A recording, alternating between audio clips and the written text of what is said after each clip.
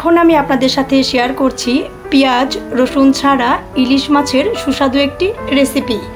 আর এই সুস্বাদু রেসিপিটি দেখে নেওয়ার জন্য কোনো প্রকার স্কিপ না করে অবশ্যই সম্পূর্ণ ভিডিওটি আমার সাথে থেকেই দেখে নিন।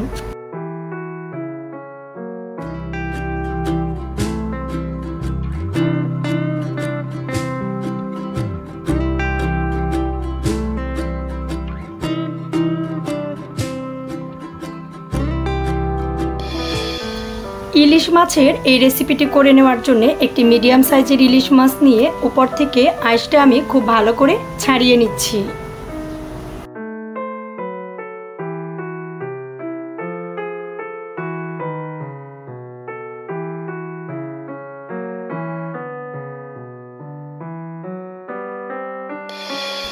মাছটা কেটে নিয়ে পরিষ্কার করে ধুয়ে নিয়ে রেসিপিটা শেয়ার করার জন্য আমি 3 পিস ইলিশ মাছ নিয়ে এর সাথে দিয়ে দিচ্ছি হাফ চামচ লবণ, হাফ চামচ দিয়ে দিচ্ছি হলুদের গুঁড়া, এর সাথে হাফ চামচ দিয়ে দিচ্ছি শুকনা মরিচের গুঁড়া। লবণ, হলুদের গুঁড়া আর মরিচের গুঁড়া দিয়ে নিয়ে মাছগুলো হাতের সাহায্যে বেশ অনেকটা সময় নিয়ে খুব ভালো করে মাখিয়ে নিয়ে রেস্টে রেখে দিচ্ছি 30 মিনিটের জন্যে।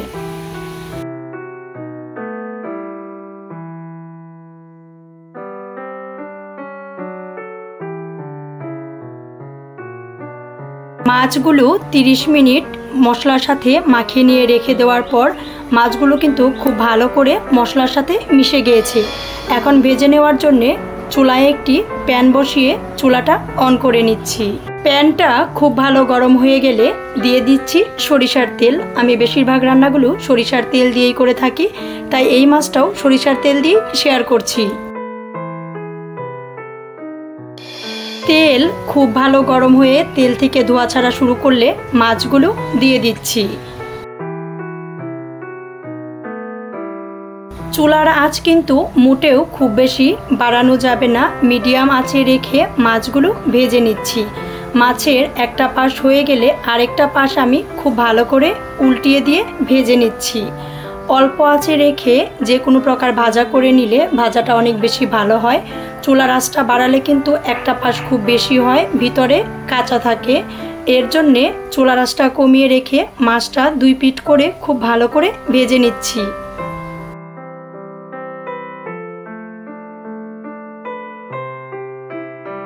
মাছ যখন মোটামুটি ভালো করে ভাজা হয়ে গেছে, খুব বেশি কড়া ভাজার দরকার নেই, মোটামুটি যখন খুব ভালো ভাজা হয়ে গেছে তখন আমরা তেল ঝরিয়ে মাছগুলো তুলে নিচ্ছি।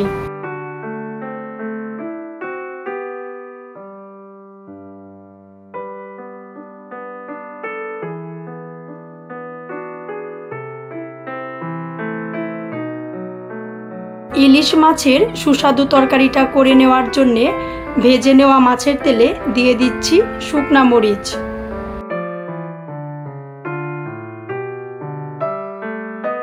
শুকনা মরিচটা দিয়ে দেওয়ার পর বেশ অনেকটা সময় ভেজে নিয়ে দিয়ে দিচ্ছি 2টি তেজপাতা।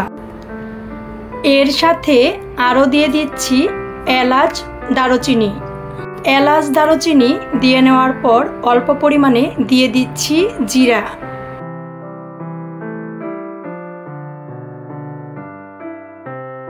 তিরিশ সেকেন্ডের মতন ভেজে নিয়ে দিয়ে দিচ্ছি পিস করে রাখা আলু।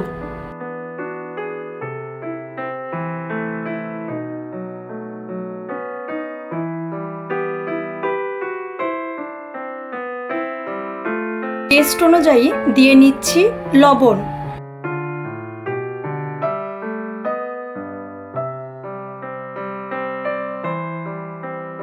মিডিয়াম লো আঁচে রেখে আলুগুলো ভেজে নিচ্ছি। আলুগুলো খুব ভালো করে ভাজা হয়ে গেলে দিয়ে দিচ্ছি কেটে পরিষ্কার করে ধুয়ে রাখা ডাঁটা। ডাঁটা আর আলু দিয়ে পেঁয়াজ রসুন ছাড়া ইলিশ মাছের এই তরকারিটা কিন্তু খেতে খুবই বেশি সুস্বাদু হয়।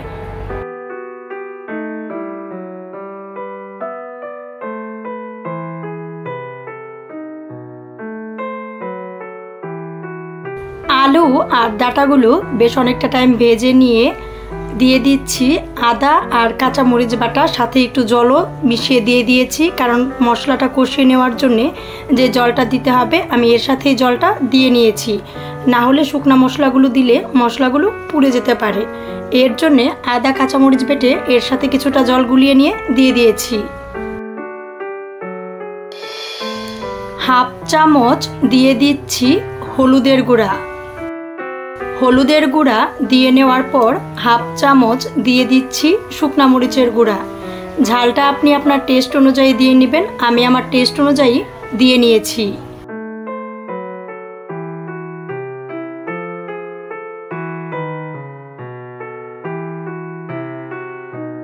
এর সাথে হাফ চামচ দিয়ে দিচ্ছি ধনিয়ার গুঁড়া। ধনিয়ার গুঁড়া দিয়ে দেওয়ার পর চুলার আঁচটা মিডিয়ামে রেখে বেশ অনেকটা সময় নিয়ে খুব ভালো করে কষিয়ে নিচ্ছি।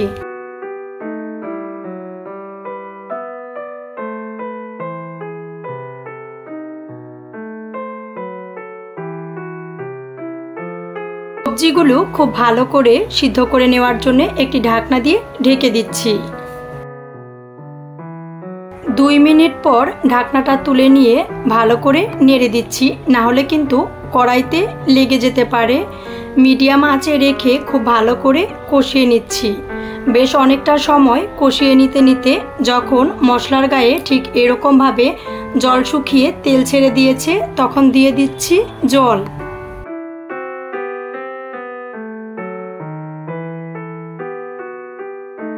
জল দিয়ে দেওয়ার পর চুলার আঁচটা বাড়িয়ে নিয়ে 3 থেকে 4 মিনিট রান্না করে নিয়ে ভেজে রাখা মাছগুলো দিয়ে দিচ্ছি।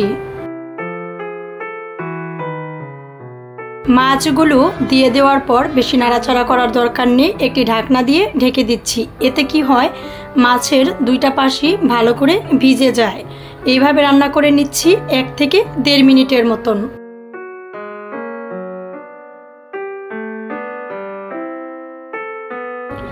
এখন দিয়ে দিচ্ছি বেশ কয়েকটি কাঁচা মরিচ।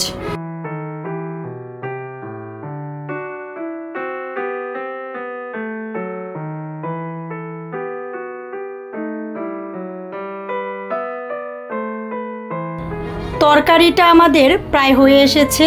এখন দিয়ে দিচ্ছি হাফ চামচ ভাজা জিরার গুঁড়া।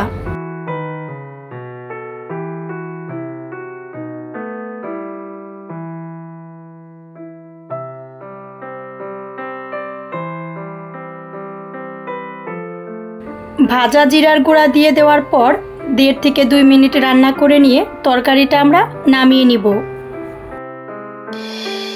পেঁয়াজ রসুন ছাড়া আলু ডাঁটা দিয়ে করে নেওয়া ইলিশ মাছের এই পাতলা ঝোলটা কিন্তু খুবই বেশি সুস্বাদু হয়। গরম ভাতের সাথে খেতে কিন্তু খুবই বেশি সুস্বাদু হয়। এই রেসিপিটি দেখে আপনাদের সবার কেমন লেগেছে অবশ্যই কমেন্টস করে জানিয়ে দিবেন। আমাদের চ্যানেলের ভিডিওগুলো দেখে ভালো লাগলে লাইক করবেন, শেয়ার করবেন এবং সাবস্ক্রাইব করে আমাদের চ্যানেলের সাথেই থাকবেন।